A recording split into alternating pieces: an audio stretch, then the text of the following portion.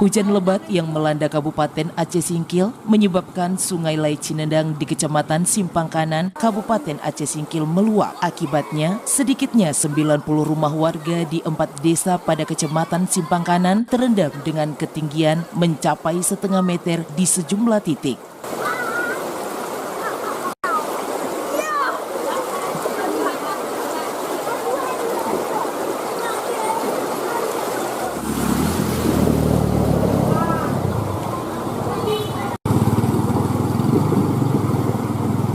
Selain merendam puluhan rumah, banjir juga merendam ratusan hektar sawit yang baru berusia 1 hingga 2 bulan. Hingga saat ini, belum ada warga yang mengungsi. Warga masih memilih bertahan di rumah masing-masing.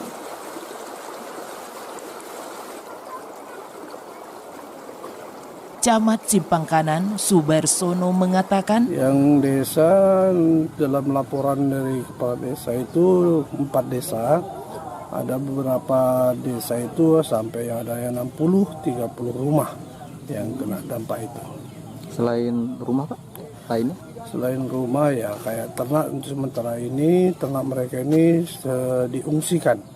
diungsikan dengan artian dijalankan ke tempat-tempat yang tinggi.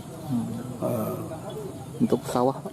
Untuk sawah kebetulan mereka ini semua ini seperti desa Ujung Limus, Cilatong dengan Tanjung Mas, mereka ini musim tanam berumur sekitar 1 bulan sampai 2 bulan.